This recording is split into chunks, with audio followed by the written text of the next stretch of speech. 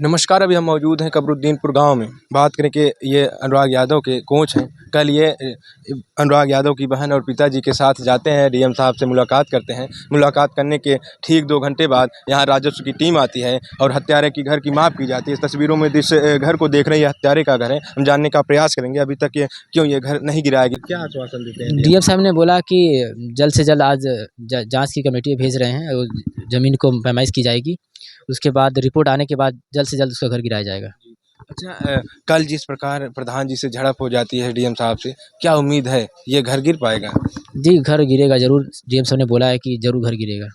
क्यों प्रधान जी रोक रहे थे जब कहें कि नेकपाल साहब माफ़ कर रहे थे, तो क्यों प्रधान जी रोक रहे थे कि केवल हत्यारे अनुसार अगर नहीं माफ़ करेंगे तो कल भी तो विवाद हो सकता है? जी, डीएम साहब ने बोला कि एसडीएम साहब को तुरंत जाइए। जी, उन्होंने बोला कि 1 बजे जाने के लिए। वो सर 5 बजे 5 बजे आते हैं, रात में क्या मापेंगे? मापने के बाद तुरंत फॉर्मेलिटी करके चले गए तुरंत। जी, माप नहीं हो पाई। क्या क्या उम्मीद है घर गिर जाएगा? जी, अभी तो उम्मीद तो लगा के बैठे हैं कि घर गिरेगा, लेकिन कब गिरेगा ये तो नहीं पता अभी कब गिराएँगे। डीएम साहब का क्या आदेश मिला? आप लोगों को क्या आश्वासन देते हैं डीएम? डीएम सर ने आदेश दिया कि आज ही तुरंत घर गिरा दो माफ़ करके। लेकिन एसडीएम साहब आएँगे तब ना, रात में आएँगे, कब घर गिरेगा? उसकी जाँच ही नहीं हो पाई, कहाँ से वो गिरेगा? अच्छा, घर गिरने से क्या अनुराग यादव को न्याय मिल पाएगा?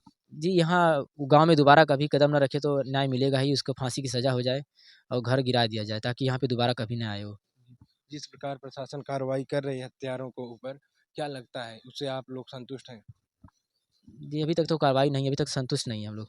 जी, जो गिरफ्तारी दिखाई गई है राजेश यादव, रमेश यादव, लालता यादव की, क्या उन गिरफ्तारियों से आप लोग संतुष्ट हैं कि सर नहीं? गिरफ्तारी से संतुष्ट कैसे होंगे? उसको शरण देंगे, साल भर 10 साल रखेंगे, खिलाएँगे, पिलाएँगे अच्छे से, क्या संतुष्टि कैसे मिलेगा? जी। तुरंत जैसे उन लोग को वैसी सज़ा देनी चाहिए। कैसी सजा? उन लोग का एनकाउंटर हो, फांसी की सज़ा हो और बाकी जो जितने भी दोषी हैं उनकी उम्र कैद हो। जी। अच्छा, बात करें कि यहाँ कल राजस्व की टीम रही, प्रशासन की मौजूदगी में माफ़ की जाती है। माफ़ करने के बाद जब यहाँ से तहसीलदार साहब जाते हैं, एसडीएम साहब जाते हैं, तब एसडीएम साहब का क्या आश्वासन रहा घर वालों के प्रति? एजाज साहब ने आदेश पैमाइश की जाँच की है जो ज़मीन का। उसके बाद बोले कि हम रिपोर्ट भेज दे रहे हैं, अब घर गिराया जाएगा। अभी तक तो सर कुछ नहीं हुआ है। रिपोर्ट भेजने की बात कही और अभी तक घर नहीं जमी-दोज हुए। क्या उम्मीद है जमी-दोज हो जाएँगे 2-1 दिन में? जी सर। उम्मीद है? जी, उम्मीद है गिरेगा। जी। अच्छा, कितने घर के लफड़े रहे, कितनी ज़मीन के लफड़े रहे अनुराग यादव से? अनुराग का जो सर लफड़ा था तो अनुराग के पापा ने क्या बोलते हैं, ज़मीन को छोड़ दिया था। बोले कि हमसे कोई मतलब नहीं है क्योंकि ये कितनी ज़मीन के लफड़े थे? ज़मीन जो पीछे दिख रहा है यही ज़मीन का लफड़ा था। ये कितना बिस्वा हो गया? उसमें लगभग 10-12 बिस्सा था। 10-12 बिस्वा ज़मीन। जी, जी। वो भी ग्राम समाज ज़मीन थी, अनुराग के पिताजी के नाम पट्टा किया गया था। जी, जी, वो सब ज़बरदस्ती हड़पना चाहते थे। जी, जी, वो अनुराग के पापा ने ज़मीन को छोड़ भी दिया था। बोला कि आप ले लो, हमें खुशी से जीने दो। जी। उसके अच्छा, बावजूद भी अनुराग का पूरा लेना चाहते थे ज़मीन। जी। जी। अच्छा, क्या लगता है आप उनके कोच रहे अनुराग यादव, जिस प्रकार निर्मम तरीके से धारदार हथियार से हत्या कर दी जाती है और शायद अनुराग यादव किस रास्ते से दत्तवन करते हुए निकल रहा है? जी, इसी रास्ते से जा रहा था। वो जो इसी रास्ते से जी, ब्रश करते हुए जो अनुराग यादव। इंटरलॉकिंग जो आगे है खड़ंजा, जी, जी वहीं पे उसको मार देते हैं। जी। अच्छा, आप उनके कोच रहे, क्या लगता है समाज में कभी ऐसी घटना को देखा कि तलवार से धड़ और सर को अलग कर दिया जाए? जी, अभी तक तो हकीकत में कभी देखा नहीं था, बस फ़िल्मों में देखा था ऐसा घटना, जी, ये महाभारत में। जी, और ऐसा घटना तो कभी नहीं सुना था, ना देखा भी नहीं था। जी। अनुराग के पिताजी के और उनकी बहन के साथ आप डीएम साहब से जाते हैं, मुलाकात करते हैं। क्या माँग रही अनुराग के परिवार के लोगों की? इन लोग की माँग है कि सब जितनी भी इसमें हैं मुजरिम, जी, सबकी गिरफ्तारी हो। जी। जी। क्या बोलिए? जी, सबकी गिरफ्तारी हो और सबकी सबकी सज़ा हो और इसका घर गिराया जाए मुजरिम को। जी, जी। यही घर वालों का माँग है। जी। क्या घर गिरने से न्याय मिल पाएगा अनुराग यादव? कुछ तो दूसरों के लिए भी तो सही हो जाएगा, कभी गाँव में आएगा नहीं और किसी के साथ ऐसी घटना नहीं होगी। जी, जी। दूसरे के साथ ऐसी घटना ना करेगा आरोपी। जी।